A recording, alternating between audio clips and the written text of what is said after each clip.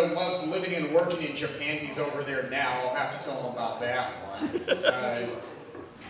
Have I seen any of those samurai movies? Yes, the one with Tom Cruise. And I understand The Magnificent Seven was based on Seven Samurai, so there we go. All right, now for the regularly scheduled jokes. I'm getting more material than I ever thought I would from being a test scorer out in Woodbury, but hey, I have to work with people, so there we go. As long as I live life and paying attention, I've got material because I'm having to interact with people, and sometimes it's easier than other times. All right. Yes, driving out there, I have to keep reminding myself one thing I see. It's an ad on a furniture store, a really big one, but no, I don't get a picture of it because I'm the one that's driving. I don't want to wreck my car.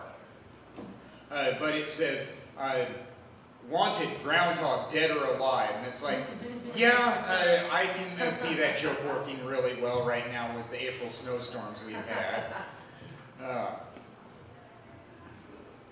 And then, yes, the people at that place were, one of them said, oh, I see you were Elvis Presley today because you were wearing your blue suede shoes. Well, not these shoes. It's like the play clothes when you're a kid. You change after you're done with work. But, well, no, I have suede shoes, but they aren't blue. And, of course, I was smart enough to know that it's not entirely accurate to say that I was being Elvis Presley because I know that was a Carl Perkins song first. Aha! I didn't know that. Yep. Well, now you do. They're both part of the $1 Million Quartet in Memphis, along with Johnny Cash and Jerry Lee Lewis. Yes. There we go. All right. And then the really good one about meeting someone in the break room that I thankfully don't have to work with as far as I know. She was pretty much bragging about how she disciplined her kids, where something about grabbing them by the hair on the back of their head. It's like, why are you bragging about that? I think that's now called child abuse, and it's criminal. I even said that the way that she talks, she reminded me too much of my estranged mom. Yeah, hence why I use the word estranged. Or, of course,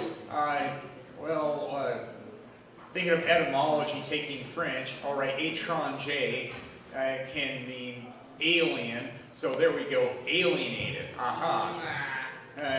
A nice workaround on that one. All right. There's those three, and then moving right along. I finally remind myself to look up when the Roseanne TV show revival was being shown on ABC, because I remember the show's original run.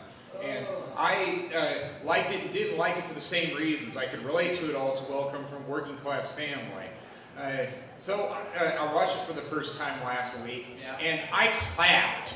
And it's like, I don't do that very often when watching a TV show or even when I'm at comedy shows. I really have to be impressed to clap for anything. So, yes, I think I'll probably watch it as often as I can when that's the case. And, of course, now that I'm older, I guess there's some characters that I still like a lot and some that I like more than I once did. It's hard to say. Now that I'm older, I say I have to like the John Goodman character, Dan Connor, a lot because he was wearing a hoodie, and it's like, yeah, I sometimes wear hoodies, but I also like the daughters yelling at the mom, and it's like, yeah, I've done that. Darlene saying, I'm not Becky, and of course, I've done that too to my mom, saying, I'm not Rob, don't compare me to my older sibling, we're not the same, not even close. So there we go with Roseanne, and then the next one. Oh, I like doing things for the experience of it, and it finally worked out on going to an event at the Minneapolis Armory. I went to the boxing matches that they had on Friday, and of course I take my camera just about everywhere I go, like Vivian Meyer, and I kept saying, that is so cool about seeing this building, because it was built during the 1930s, the Great Depression, my favorite era of history to study.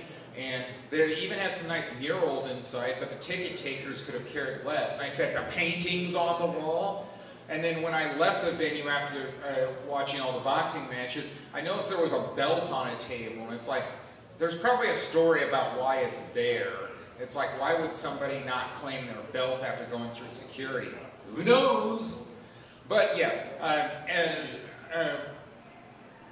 I've had adversity to deal with in life, like many other men, I understand that boxing is not just a metaphor. Sometimes you've got to fight, so of course that does explain why I like watching a little boxing.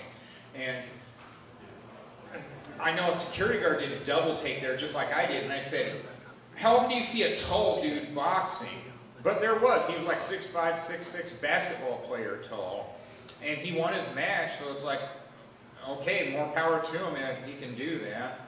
And there was one match there where it ended quick, like a Mike Tyson fight. There were 3 knockdowns in the first round. It's like, wow, okay, I didn't know that was possible, but it sure was.